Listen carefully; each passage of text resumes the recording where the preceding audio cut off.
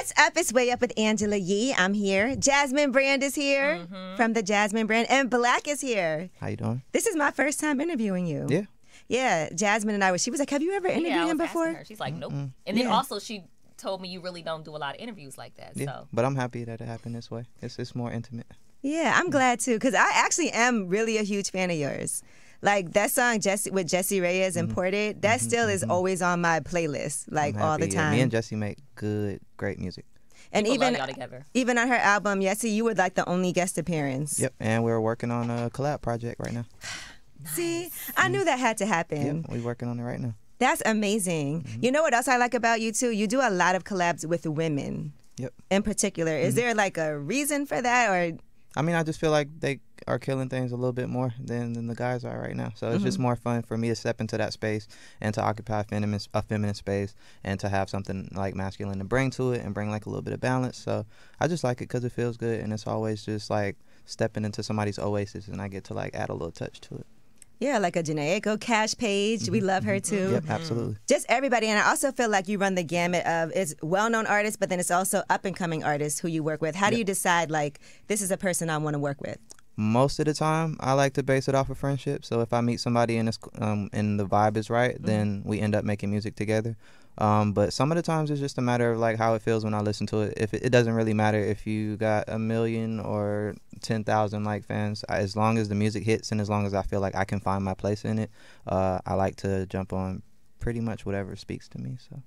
You've had a long journey so far in this business. And so that's why I think I respect the fact that with up-and-coming artists, because at one point that was you, right, when you were an independent artist. Can you talk about that journey a little bit? Because I know that was a tough time. Yeah, I mean, I definitely went through most of like what people consider like the starving artist phase. Like I think from 2000, I knew what I was going to do since high school. So I graduated high school. I went to college for a year. I dropped out of college. And from 2011 until 2016, that was when I was just working on my music and working on my art and working on how I wanted to present myself to the world. And in that process is not having money, it's not having a job. And not because I couldn't like technically get a job if I wanted one, but it was more so I know that this is my job and I know that it can pay for whatever I needed to pay for. I just have to put in the work necessary. And through that, sign like bad record deals. Everybody does it. Everyone, that's right. Yeah, it was me, like 3 of my friends. We in a room. The contract gets pushed across the table. No lawyer present. They like, if you want to be down, go ahead, sign that. And we look at each other like, let's do it. We down. Yeah, let's do it. We split like $5,000 between like 4 of us. Oh my goodness. That's a really bad deal. But that should be illegal. Yeah, it was supposed to be 10, but we just never saw the other 5. Oh my gosh. So yeah, we got the first 5, and then the other 5 disappeared. We got out of that situation, but in order to get out of that situation, I had to lay low for a super long time and basically act like I just didn't make music anymore. That's depressing. I had to make it look like because you knew that's what you wanted to do. Yep. So imagine not being able to do the thing that you feel like this is what my life is. Right. Yeah, but it was more so like I knew that there was some kind of strategy in like I want to release music and I want to like be out there, but also I have a responsibility to make sure that I am working on my craft and it's getting better. So it was like the eagerness was there, but the patience was also there. And through that, like I learned as much as I needed to learn up until the point where I finally got a lawyer. And I was like, all right, it's been 2-3 years. They ain't did nothing with me. I ain't been back to Miami. Let's hit them, with a proper email and let's figure it out. How did you stay motivated during that downtime? Because I can't imagine not being able to do anything. Like, how did you keep yourself going? Friends, family, a lot of the events I was doing in Atlanta, like performing songs that people don't know can be hit or miss. And that's what I was doing. Like 9 out of 10 times I would go to an event, go to a mixer, go to an open mic and figure out ways to like win over a crowd. And those moments when people would like either like champion that moment or hit me on Twitter or hit me on Facebook and be like, I don't know what you're working on, but we here with you for whenever it drops. And that like just carried me into dropping my first song, which was Problems. We had like a community of people who were basically ready to go, just like be like a street team almost. What were you going through when you put out the song Problems. Yes, please tell us. Because that song, and I know you were a lot younger when you did that too, in a different space. Problems was probably like my first, I would consider like crazy relationship, because I do a pretty good job of picking them. And this was this was a moment when everybody around me had more context of who the person was, and they were like, "Don't do it, you don't want to."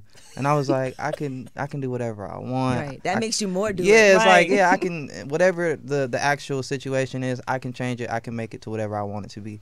And obviously I didn't.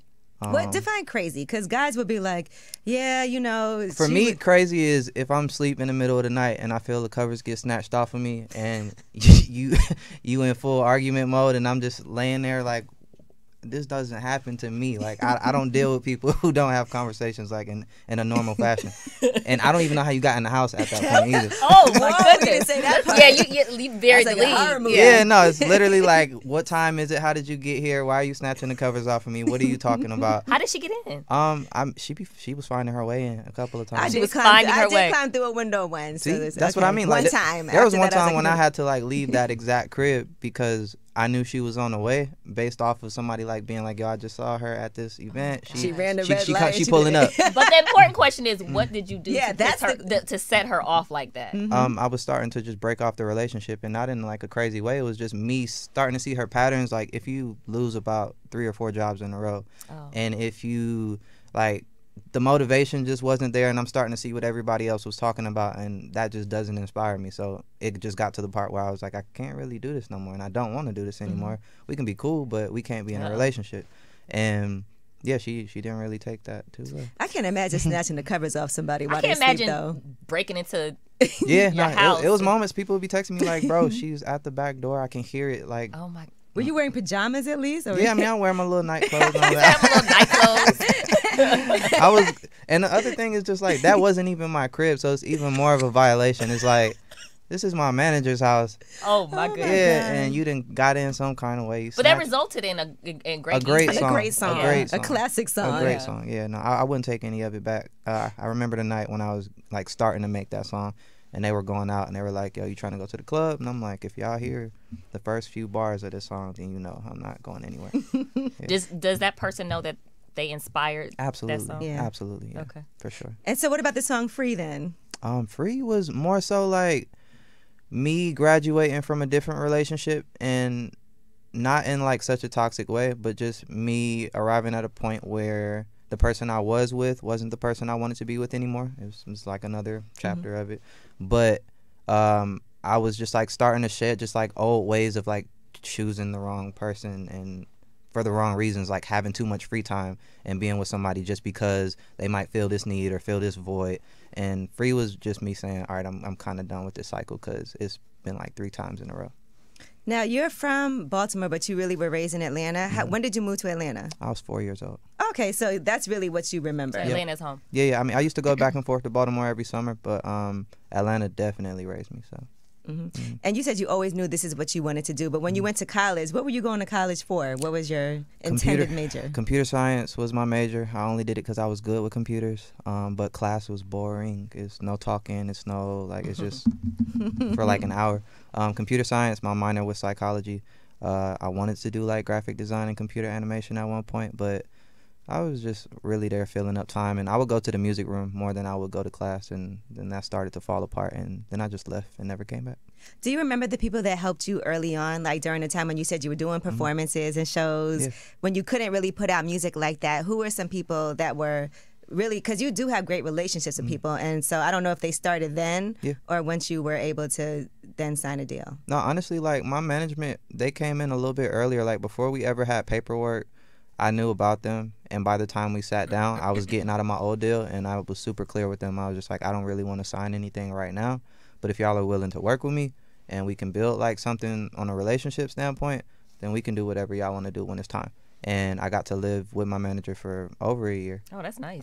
Yeah, for sure. And during that time, they were working with Rory, so I got to like see pieces of the industry from the outside, and you know, pop up at certain shows and see what it looked like and just feel things out.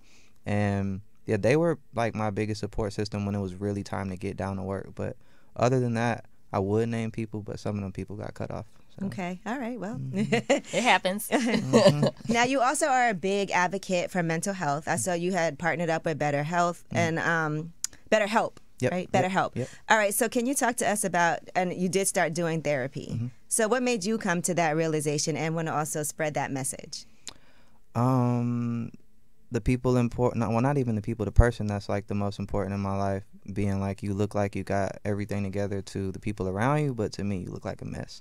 And continuously like checking me in moments where I felt my ego get out of hand and I felt my reaction start to become like, it just wasn't like me. It's like I'm responding to things in ways that I don't normally respond to things. I'm getting angrier quicker. And once I started to notice like my personality was taking a back road, I'm like, something ain't right, and I really got to talk to somebody, because otherwise we'll be back at square one. I'll be making free black too, and it'll be upset. Did you pick the right therapist the first time, or did you have to go through some therapy? Okay. She was already there waiting for me. I don't know what took me, like, I knew about her months before I actually like picked up the phone and called her.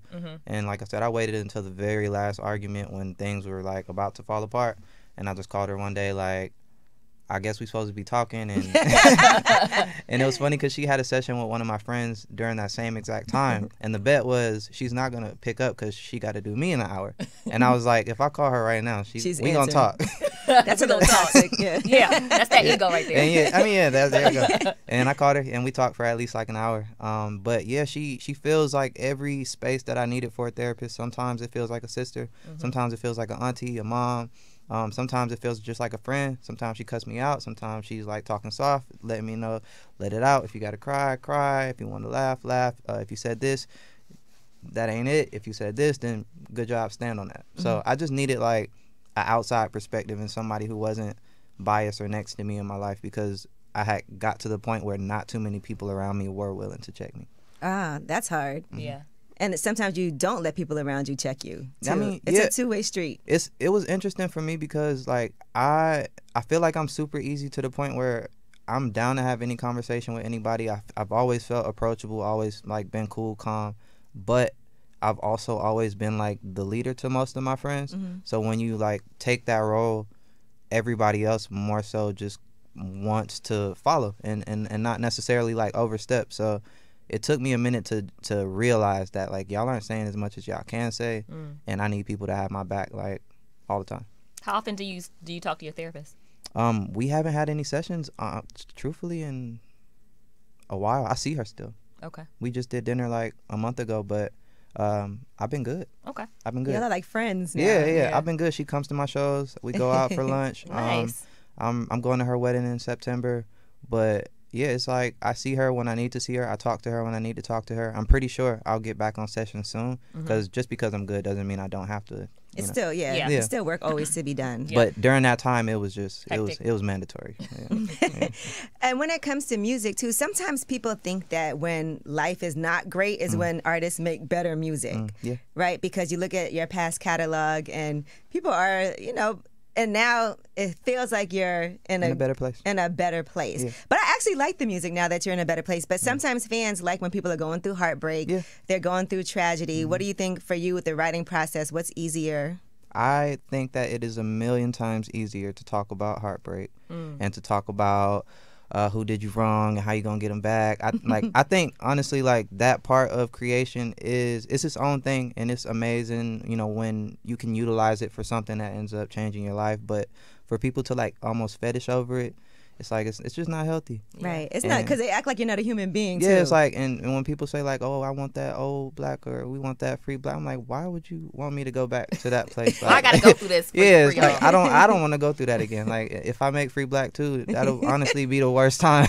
Like, please no. Yeah, it's like we not trying to go backwards. Like, the music has always been about growth. So I've always tried to continue to push that narrative for the people who listen to me. It's like, I want to grow in front of y'all. I want to put like positive things in front of y'all, and that's it. Yeah, because now you have Since I Have a Lover. So talk to us about that, because it feels like now you're in a healthy relationship. And sometimes people don't know what a healthy relationship is. We get really used to being in relationships that are toxic. We think that arguing means that person loves me. So talk to me about this process, and is this a real thing for you right now? Do you have a lover now? Do you feel like this is the person that is making me a better person? Absolutely. It's been that way for a very long time. Like, I knew her since 2013. And the relationship was based off of being friends first. So through every relationship that I went through, for the most part, during like that Free Black era, East Atlanta Love Letter, like she was always my friend through it all. Wow. Interesting. So she's seen it all. Yeah, she's seen it all. And other girls are like, I knew you was messing with her. Yep. That too, but Did you look at her in that way ever before? absolutely. I mean, I knew what it was the first time I ever saw her. Wow. But I knew that like priority for me, like I said, was having a good friend and not being like, I like you so much that we just got to be together. It was just like, I'm grown, I'm mature, and people are attractive, but whatever, like let's actually work on being cool. And if you need something, I got you. If I got something, you got me. Convo, whatever it is, and leave it at that. And we went at the very least like a couple of years without acting on anything, without even like overstepping anything. We both had our own situations and kind of branched off from each other. And then when everything started to settle, we just came back together. Yeah. I figured that because there's one part where you talk about being on her mom's couch and stuff like that and trying to keep it down. Was that... I was like, this got to be a long time thing because I know you grown. Like, you're not. That's funny. That's funny because I just got a text about that line like an hour ago. You did? Yeah, what happened? Somebody's like a stepmom like on the other side of the family was with her, and she's like, "Was that song about you talking about on your mama's couch?" I'm just like, "Oh my Lord, she's listening." Of course they listening because they know what's really going on. Yeah, I was like, "Nah, she listening with her glasses on. She must have been reading the lyrics." But I think that's dope though because what makes us connect to an artist more is when it's real life things. Yeah, absolutely. So when you're talking about your real situations, and do you consider yourself to be a private person? Because people always like Black is very private. You seem like it. Yeah, I like it that way. I like to like keep some of my stuff intact because it's wild. Like the internet is wild. Like people's opinions are flying every second of the day. I'm not trying to be in the mix up at all. I've had a couple of moments where it's gotten a little bit too hot, and I've been like, see, that's why I don't go out too much. That's why I don't like converse with too many people. But I like to keep it safe. I have a daughter. I like to keep her safe, and I'm gonna keep it that way and try and like have that respect like intact as long as I can.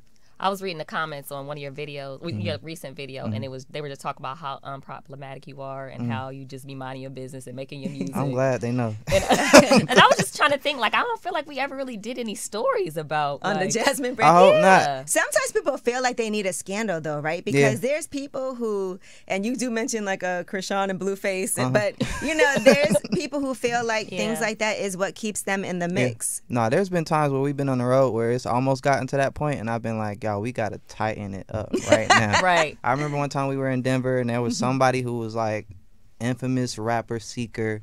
She's coming to the show. I know she's coming. She's in my DMs, unapproved, but I can see her, and she's like, "What's going on? What time? Da da da da. I'm gonna be there."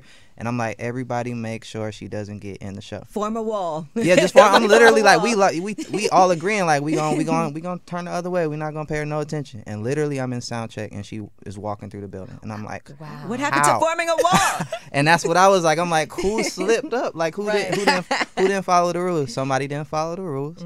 Somebody was more thirsty than they were like with the homies, and I'm like, all right, bro. And he ended up getting kicked off tour too because that got out of hand. Yeah, you gotta have the right people around you. That's part of it. She later on, like a year later, went on somebody else's like platform and told him a lie about like doing something with me because she did something with that guy. And I'm like, see, you weren't thinking like I knew that would eventually come back and tie back to my name, and she tried it, but we wiped that out quick. Wow. And I also saw you said that Talk Back is one of your favorite songs on the new album. Yep. And that's kind of what you listen to give you that confidence that you need. So because I never felt like people talk crazy about you. I feel like a lot of people are Black fans because you also are able to, I think, maneuver through a lot of different genres too. But it also feels very authentic. You know, how is it for you experimenting in different sounds of music? Do you feel like comfortable doing that? Do you feel like your fans are like, nah, we want you to stay in this space? I'm gonna do whatever I want all the time. Always. I like to make music that is parallel with how I feel. So if it feels acoustic one day, if it feels rap one day, if it feels R&B, if it feels like a ballad, I'm just gonna go wherever the music takes me. Because you know you started off as a battle rapper, which I think is crazy. Because I don't know if people really know that for real. What was your rap name? It was always Black. My name has been Black since middle school. Okay. It's been the same, spelled the same, always been that. Okay. And you hate when people call you Six Lack? I don't hate it. It's you don't hate it. It comes with the territory, and it makes for good merch and good conversation. It translates. We put it in the song. It works. Yeah, I put it in a song. It's there. I'm not mad at it at all. So have you had some famous battles? I've had famous battles within my school system in my county. There's a video clip of me and Thug rapping outside of like one of the video shoots. But that wasn't more so like a battle. Those were like time periods in Atlanta where if anybody was having a video shoot, like Rich Kids, Young Thug, Travis Porter, me and the people that I was with would just pull up and all be wearing like our merch, wear the same thing, and really just try and like make our presence known because we was coming up and that was the best way to do it, is just pull up and start rapping. So. What made you switch it up? Battle rappers struggle with making great songs. Everyone says that. I don't care. Yeah, I don't care how they try to defend it. Nah, yeah. Battle rappers struggle with making good songs. And I honestly, in my opinion, I think that battle rap is painting a picture with a lot of words. And songwriting is painting that same like exact type of picture, but compressed with as little words as you need. So like getting things cut down to like what you actually need is, I guess it's just a little bit more difficult than most people think. It helps you with your writing process, I bet, too. Yeah, absolutely. My vocabulary and like all the metaphors, everything that I need, I got from battle rap, and now I can just compress it into songwriting form. Now, we saw that Joe Budden was talking about you. He said he was a big fan of your first album. He said the second album was cool, and but then he was also saying that he thought it wasn't a great idea for you to just come out right now and without a different proper setup. He said career suicide, but something like that. How did he know what's the proper setup for me? Black announced that his album is dropping next month. I love Black, and I'm totally open to being wrong with this take, but I think this is career suicide for him. I'm aware that I may be triggered because of things that have happened in my career, but when the new regime got the Def Jam and they just said we putting Joe album out next week or next month, and there was no preparation for it. Now, where I'm Black and I get nervous is they coming off Summer Walker, who has skyrocketed. They coming off Division, and I don't want to talk about him like his first two albums are platinum projects. So he could be the guy that could just coast to a platinum project. If this project come out and do bad with bad music and a bad single, it will be very tough for him to recover, and it'll be even tougher for the label to continue to pay attention to him with Summer Walker doing what she's doing. Right. How would he ever know? That's for me to determine. So if I'm at a point in my life where I feel like this is how I want to present myself, if I've been doing like everything that I feel is necessary to do it, and if the people who I actually like got with me are with me, then it's looking great. It's feeling great. Yeah, because it's not like you haven't been putting out music. You've also done a lot of guest appearances and then also the EP, you know. Yep, absolutely. And you also put out a line of hot sauce. You know I love some hot sauce. I love hot sauce too. Yeah, that seems so random, by the way. Yeah, I mean, but I'm from Atlanta, and I love hot sauce for real. I love hot wings. Okay. That was on brand. What's the craziest thing you put hot sauce on? Growing up. I mean, I really did put it on everything. So I would put it on my vegetables because I didn't like vegetables. That's not a bad thing. In order to eat them. So if my mom was making broccoli, I'd be like, I don't really want broccoli. On broccoli. Whatever was gonna help me eat it. So, okay. Yeah. What about now?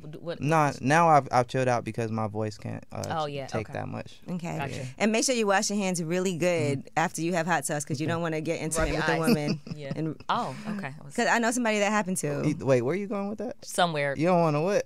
But I know somebody who got burned because a guy had hot sauce under his nails. And oh my gosh. Yeah. Oh my God. Wait, I mean, it's just Were they at the table still?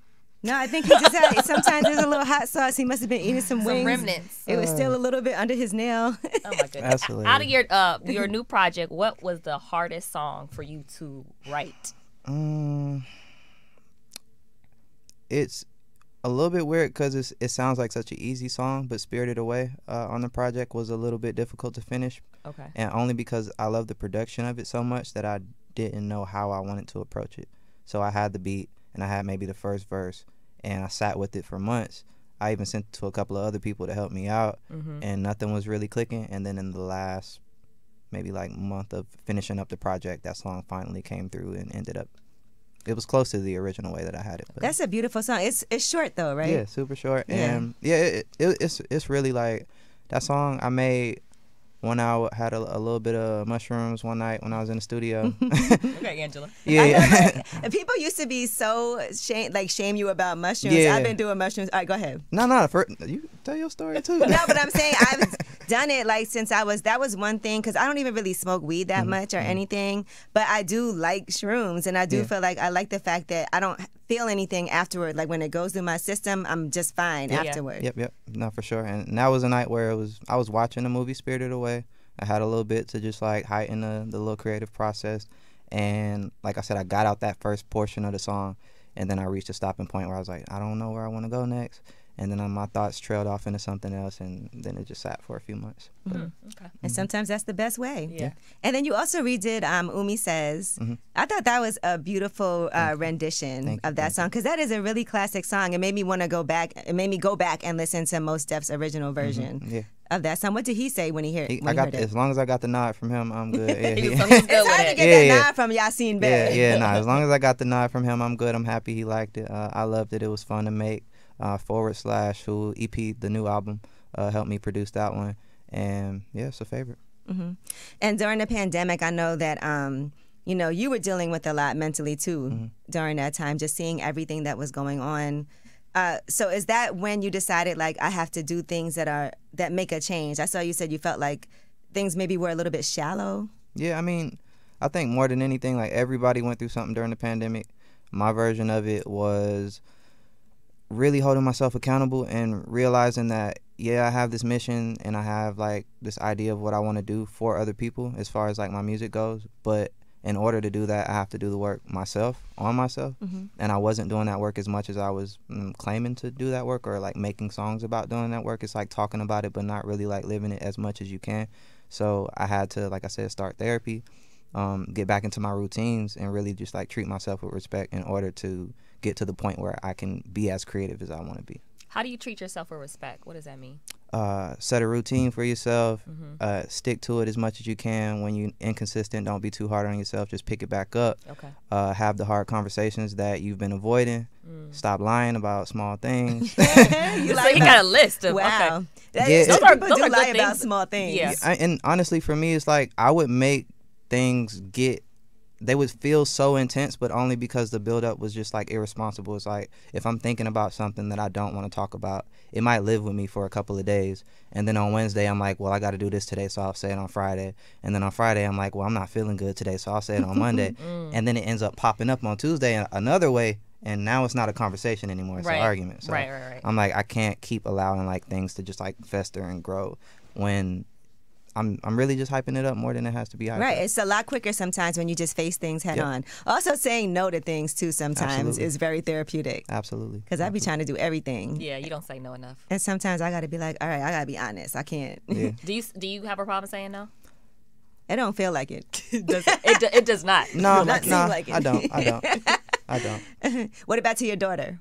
No, I mean, she don't get everything she want, but it's. How old is she? She's 6 right now. Okay. Yeah, I don't have an issue saying no to her, because she understands the type of parent I am, so it's not like you're not about to get over on me, but I'm also not about to like hurt your feelings in the process of telling you no. Like, we have good conversations, and I let her know, if you don't like this, you can feel it out. If you want to cry, you can cry. If you want to go upstairs, take a break, go take a break. When you're ready to get back to like normalcy, then come on down. That's very mature. My parents definitely never talked to me like that. Right. It helps you process your emotions and stuff too. And it's no point. I mean, it's the kid. They learning. She's 6. Like, yeah. I was out at lunch one time, and I was talking to my mom. And in the midst of talking to my mom, I see her in my peripherals, and I see her like knock over a glass of water. And as she knocks it over, I just like pick it up, and I just keep talking to my mom while I'm cleaning it up. And my sister's like, you didn't even like say nothing to her. I'm like, what am I supposed to say? It's an accident. Yeah, like you act like she just did like right or something. Nah. So moments like those like just reassure me that I am doing the right thing, and that would have been so much more dramatic for me as a kid. I would have went home feeling like I'm about to move out because this lady and said the wrong thing. Does she know you're famous? My daughter, yeah, she do. She hears like stuff on the radio, or she hears anytime like my voice is coming through the speakers, and she's like, "That's Papa's song," or "That's that," that's Daddy. So she knows. She's been to a couple of festivals, a couple of shows, but I think now is probably the most aware she is. So when I go on this next tour, it'll probably be like the most special as far as like her coming out. Tell us about the tour. Oh yeah, this fall, I believe October, Q3 regardless. And for me, it's a special tour because one, I am going to be playing a little bit of guitar this time. Okay. So that'll be a new element added to the Yay. show. Yeah, I've never done instruments on stage, but I'll be doing that. And I think this album in general is more catered to like a live show. I think it is a live experience.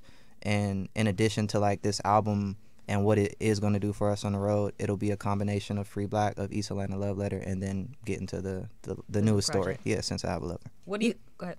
I was going to say, do you feel the excitement from people? Because once you said it was coming out, I saw it was, and then you put out 2 songs, you know, right away, and people are very receptive, loving it. The visuals, too, by the way, that seems like that's something that's really important. How involved are you with the directions of the videos? Because you seem like a hands-on person. This is the most involved that I've ever been. Like, I've always had a say-so, always had ideas to share. We've always figured out everything together, but this time around, I got with this guy, Adrian Martinez, and we really just sat down and outlined the whole entire project before it was finished. We were like, these are the colors that we want to go with. These are the types of pictures that we want to take in a photo shoot. This is what we want to do for the music video. This is how we want to gut out the tour.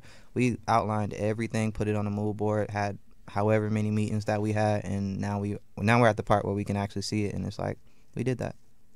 I was going to ask, what's the best part of touring? The best part of touring is seeing how the music impacts people. Every show that I have feels like some kind of like exchange, some kind of like almost like ceremony. It's not really just for fun. Like, people come out to really like get it off, and if it's an old relationship that had them in a bad place, they're expressing. If it's a new relationship that makes them feel good, they're expressing. So it's always good to just like see how it impacts people and to see what parts of songs like people resonate with the most, and to see, you know, some people cry, some people laugh, some people hug. There's hardly ever any fights. Maybe like 2 fights in all the history of my shows. What would they be fighting over? We be asking on stage. I'd be like, how are y'all fighting right now? X calling. One time they fought during the ballot. Oh my gosh! Are you serious? Yeah, I was. What city were you in? I was confused. We were overseas, and that's why. Okay. That's why I made They it a probably little had nothing more. to do with somebody stepped on somebody's foot or something. They were already moshing too. I'm just like, bro, y'all jumping around, and there's no drums in this song. It's just, it just, hey. I'm like, okay. So how you feeling now? You been going to therapy. You got a relationship that's making you a better person that you feel like is a healthy relationship, right? Yep. And you cross that line from friendship to now relationship. That's a big responsibility on you too. Absolutely. Because There ain't no going back after that. Yeah, no, we good though. Like, it's always been like a good thing. I've always known exactly like who I wanted to be with, and to get this everyday practice with this person specifically it's just been beneficial like this whole entire time. Like, there haven't been, like I said, that many people to check me and to help me out in that type of way. So to have somebody who was already good on their own and will always be good on their own inspire me to want to be better on my own. It's like, okay, of course we make a good couple, because look at you, look at me, and together, look at us. Y'all already complete. Yeah, look at us. Is marriage something that you ever think about, or is that not for you? Yeah, we not like, however we do it, whenever we do it, there's no like crazy weight on it. Like, we got to do it by this time and in this way. I was thinking about it the other day. I was thinking that I would like for my next child to be able to be at a wedding. Okay. So that's like one idea. I would love to have a kid there and able to feel and see what's going on. So what age is that? Maybe like 3. like come 4. down and be the flower girl. Yeah, something like that. So she could participate. That would be fun. So that was one conversation that I had recently. We don't have like any specific way that we have to do it. We'll try to do it as customized and as us as we can. Oh, well, we love to hear it. And I'm so glad that you came up here on Way Up with Angela Yee. Really my first time talking to Black, but on some real, I'm a huge fan of yours. And so I'm really happy for this new album. We got it like yesterday. Yes, so last we've night. been sitting with it. And and I did want to say, I love the campaign that you did with the Water Boys in Atlanta. Whose idea was that, where you had them giving out on Valentine's Day flowers? The gang, LVRN, they are marketing masters. Sean, that was so nice. Yeah, Yeah, Sean that's Tunde, Justice Carlin, like Junior, they have always been like the driving force behind a lot of the creative things that we've done together. We get in rooms and we figure out like what's the coolest idea, and whose idea is the weakest and why is that weak. Wow. we Damn, debate about Don't it. be that guy. Yeah. No, we debate about it, but that's the way that you like, you know, Come up with yeah. ideas. It's Sharpen- okay if an sharpen idea is yourself. not good. It might Spark lead something to else. Exactly. another Exactly. plan. So, But that's nice because I feel like those kids get a really bad rap too. absolutely, they do. And I mean, it's been times where I've had to tell them, like, bro, back up. I got a kid in the car. Like, Right. don't be They can walking be up to my aggressive, car. yeah. But it was cool for them to do something where it wasn't about them like getting paid, even though, you know, they taken care of. But they were giving out things to people that day, and it made people feel good. And it was also a good activation for fans to know, like, okay, music is coming back. Nice. Are you gonna do something with them again? Yeah, absolutely. Okay. Absolutely. Great. All right, well, we love that. This was amazing. Thank you so much for coming through. We're definitely coming to the tour. You said it starts in October? Yep. Yeah, we there. All right, I'm in there. Yep. I got y'all. Don't worry. We're going to start a fight. Oh. Oh, yeah. Oh, yeah. How can we find you on social media? Sherry wants If to you know. want to find me, you can catch me at 6LACK. That's everywhere: Twitter, Instagram, website, all that. You know as much as I give you. Don't step any further than that. Don't ask about things that ain't on the table. And if you, I feel like we got a lot. yeah, did. that's about it. He washes his fingers with that. Oh yeah. Stream Yeah. that, buy that, buy music. Streaming is fun and it's great, but buy some of that music too. All right, good. Anything All right. else? Yeah, You anything forgot? else? All right. Okay. Black, 6 Lack. Thank you so much for coming through. We really appreciate you. No, for real. And congratulations on this new album. Like you said, and man, the way that you start off the album, the people are thirsty, but it felt like, did you feel a little bit nervous to put this out or to put out another project? Because it's been for a full feature project.